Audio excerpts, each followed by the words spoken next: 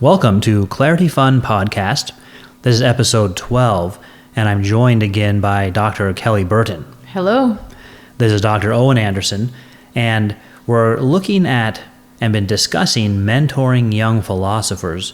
Both Dr. Burton and I work in and have been in the Secular Academy for our whole careers. And so we're thinking about that as we look back on that, what we have told our young selves, or when we're asked questions by younger students who might sometimes feel perplexed. Can we say this is a guide to the perplexed? Yes. So then we'll say, well, how do we go through this? How do we make sense of it? And also, incidentally, I also get questions from parents. They might say, hey, my senior level high school student wants to go into philosophy. What do you think? So that's also somebody who I'm thinking of as our audience is, what will you tell a parent about?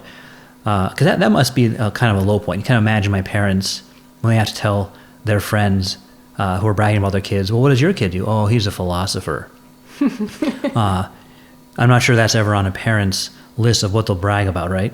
Depends on the parent. Yeah, I know. I think my parents are probably happy about it. But thinking about any parent and their kid comes to them and says, I know what I want to do when I grow up. I want to be a philosopher. I say, well, have you thought of dentistry? And let's think about some other options. So what is a successful person? We've kind of been talking about that with what is a good life.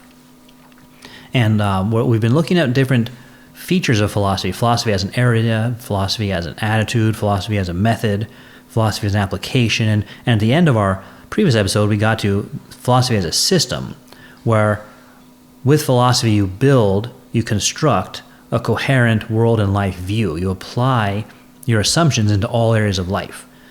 So we've both talked about how we didn't think simply stopping with philosophy, especially since a lot of the philosophy we got was analytic philosophy. Yeah. We wanted to explore literature, history, religious studies, all the fields that we can. My books are about things like religion in America and natural law and politics. So we wanted to apply our interest into every field we could. Right. We've said we were interdisciplinary before it was a thing. Yes. And going back to this philosophy as a system, and what we were talking about in the previous episode is that we use reason to construct a coherent world and life view. We answer these questions, whether consciously or unconsciously. How do I know things? What is real? What is eternal? What is the good life? We all have answers to those questions. Part of self-examination is to discover how we've answered those questions. And in the history of philosophy, philosophers answer those questions. We've been discussing this. And part of our job is to be detectives and uncover those answers and to see, are there good reasons? Now, in the history of philosophy, there have been systems that have been developed, promoted, that didn't match reality, and may be the reason we have skepticism. Look, these people claim to use reason, but look at what they came up with. That's not true. Yeah.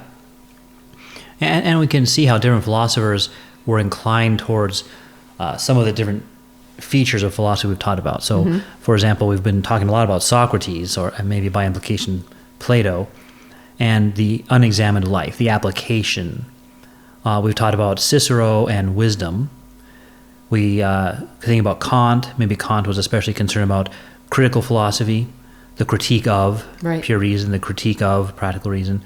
And Descartes always stands out as a critique of what we know. Hegel is a systematizer, building an entire system.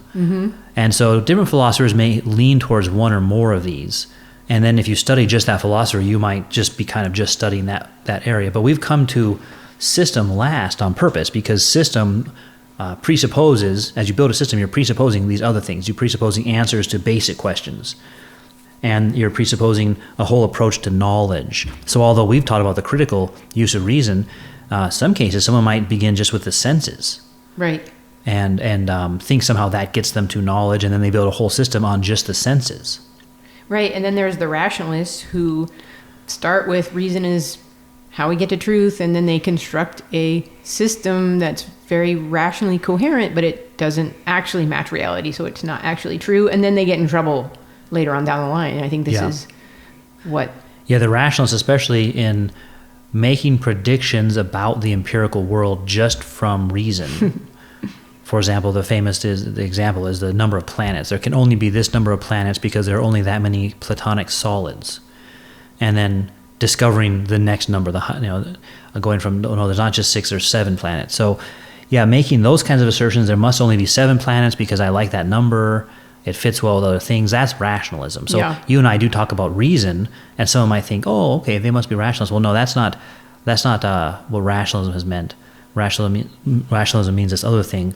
And so that's part of why I mentioned Kant. His critique of reason was a response to his earlier rationalism. I like that you brought Kant up because I think he's going to be a piece that breaks from systems. Like, I think today, postmodern likes to think we don't do system building. We don't do metaphysics as a system. Yeah. But they do.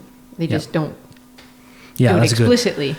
That's good. By talking about postmodernism, we're kind of identifying that there are historical eras. Yes. So I was going to say we're in the postmodern era, which then obviously means there was a modern era.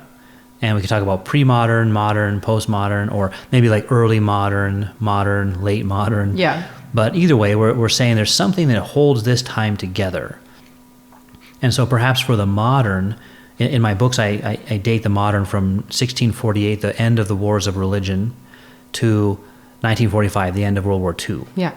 So it's on both ends, bookended with wars, which bring out the inability to come to agreement. And so I think there is, interestingly, both an assertion in the modern world, some bold assertions about what, say, science can do and what the government can do, but also a kind of skepticism about other matters, especially religious matters.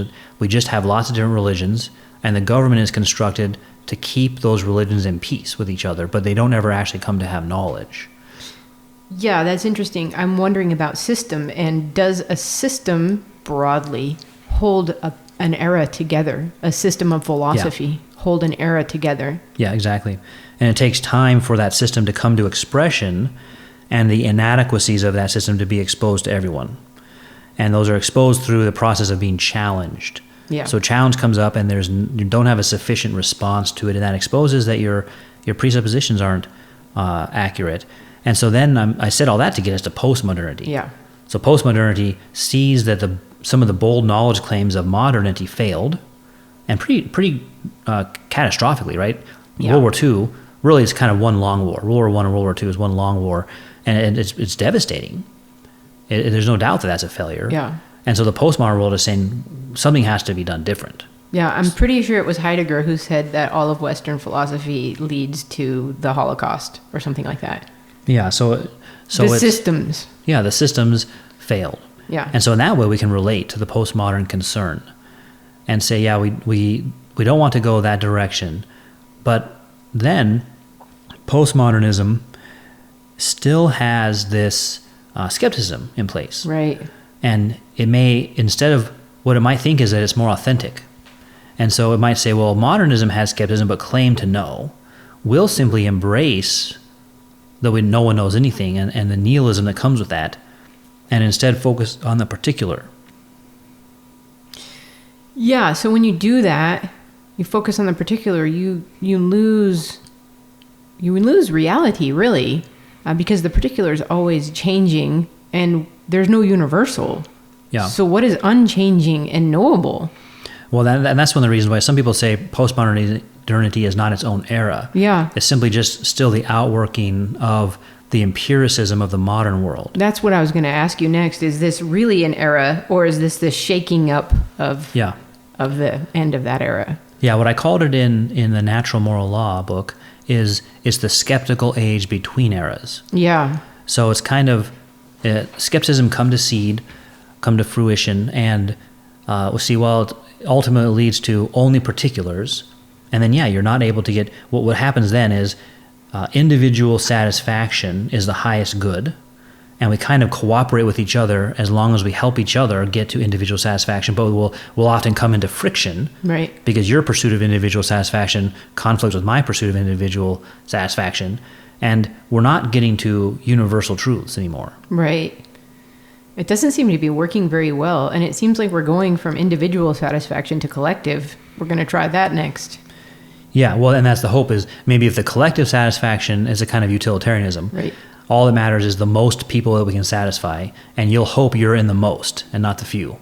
Yeah, and then bring the government in to make sure it works right. Yeah, so that's where it's a continuation of the modern solution to our problems. Beginning with the wars of religion, those ended with the Peace of Westphalia. So you have the government saying, we'll keep peace between religious factions. And so you have that continuation through modernity, as the government is the one who will somehow provide us with a good life. Yeah, we're still in that. And I'm not sure we're done with like the secular wars. Yeah. Since World War I think we're still in the fallout from that. Yeah, and that's giving another plug to another one of my books. That's why I focused on the Declaration of Independence in my book, The Declaration of Independence and God, because it starts off with stating, just like in our previous episode, we talked about how Carl Sagan states his views at the very beginning of Cosmos. The Declaration of Independence does too, but I think it does it better because it starts off with epistemology. We hold these views to be self-evident. Whether they're right or wrong about that, they're at least getting to, look, there's some things that you start off with. And then it gets into metaphysics, the creator, and human nature. That's a real thing. And then the ethics, they have rights because you have this nature given to you by God. So that's a structure I think that's really helpful. Metaphysics, epistemology, metaphysics, ethics as a system, which then can be challenged. And what I argued in that book is that the rest of American history is a kind of challenge about, did we get that foundation in place? But minimally, you're starting there at least. You're identifying it more consciously than others. Okay, that's good. So you mentioned it's stated more consciously, and then you asked, did we get the foundations in place? I would say probably not, but it seems like an opportunity in history that we can be conscious of that and try to do that. Yeah. And that's why we're against skepticism, which is a roadblock to doing that. Yeah, and that's what, because someone could say, the history of philosophy has been a catastrophic failure. And I would respond by saying, well, actually, even that so-called failure is part of what philosophy is. So what's happened is we've learned a lot of what the answer isn't. Right. Which is also an answer. Right. And so we're becoming, part of the history of philosophy is becoming more conscious, which means, okay, not that, not that, not that. I'm more aware now of the question I'm asking because I found out these are not the right answers. And so I think that's part of what postmodernity asks for, is a greater consciousness. But I always wonder if it's kind of like Smerdyakov in the Brothers Karamazov, which is Ivan, one of the brothers, likes to talk and give speeches about nihilism. Yeah. And he doesn't really do anything about it, though. But his half-brother puts it into action. And so later on, towards the end, there's a scene where Ivan is asking Smerdyakov about why he killed his dad. And he says, I just did what you couldn't do.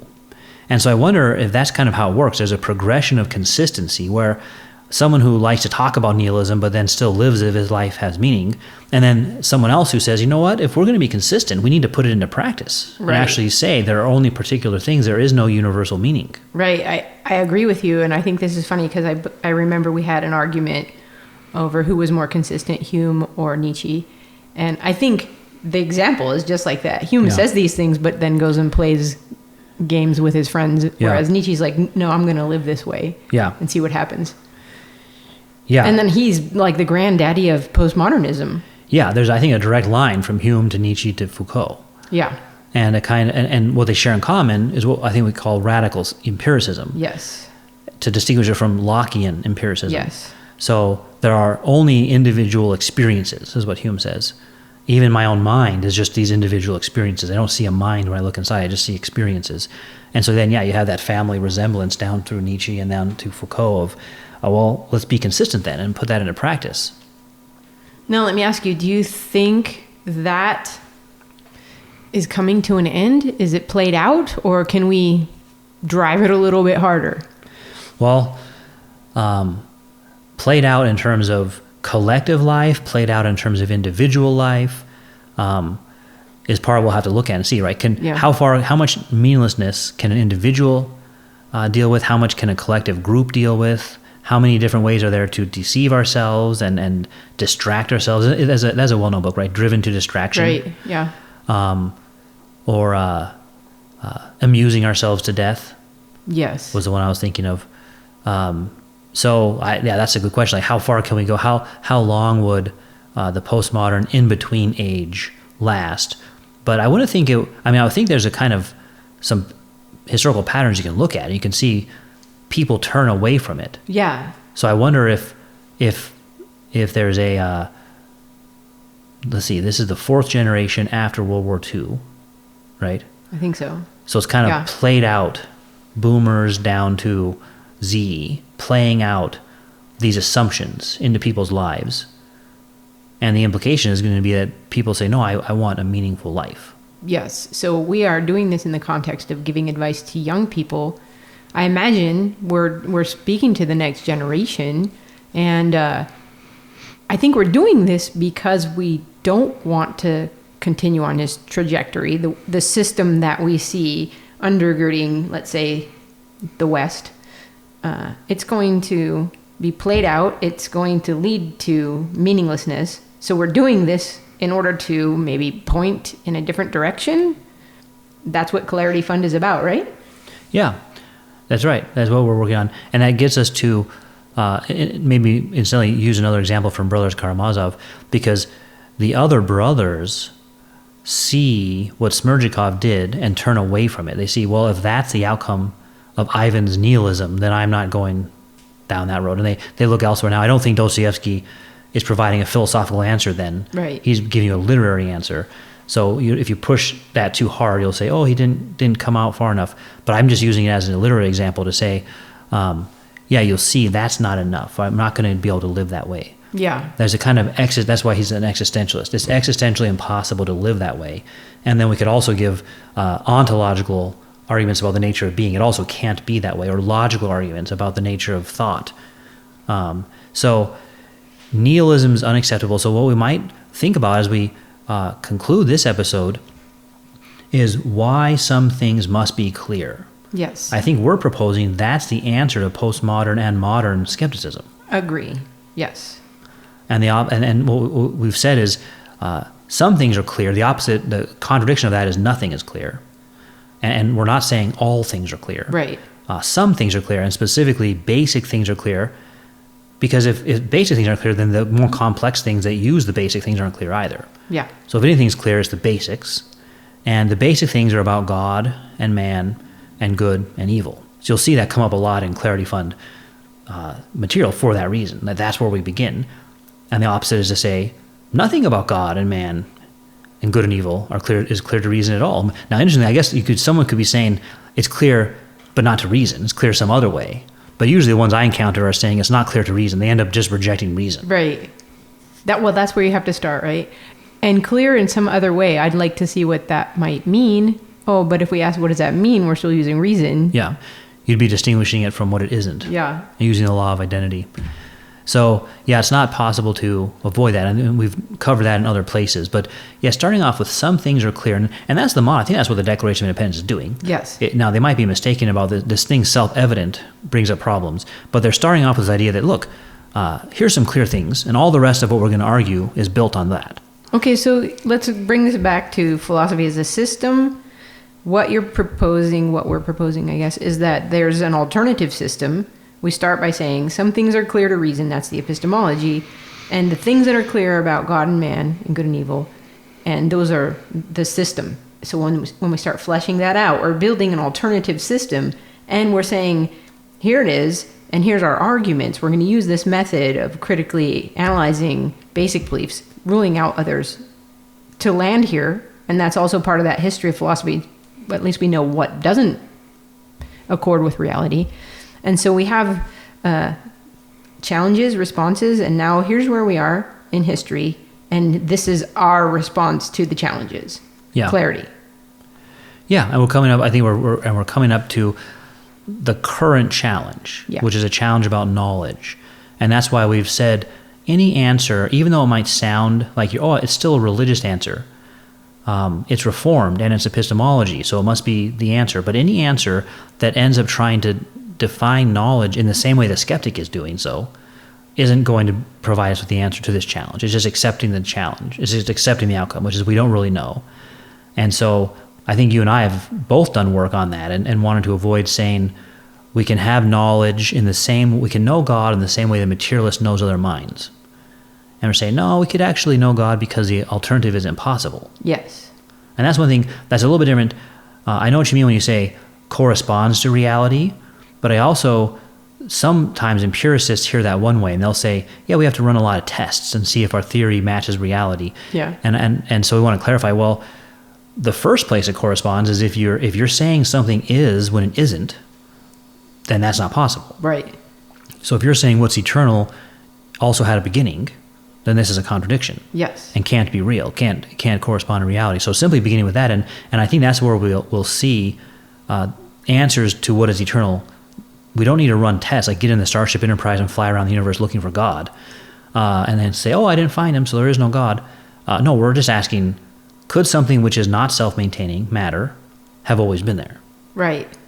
And this is where we get back to that, really, the foundation of the foundation, the laws of thought, because that's the tool that lets us see that, no, contradictions can't both be true in the same respect at the same time. Yeah, exactly.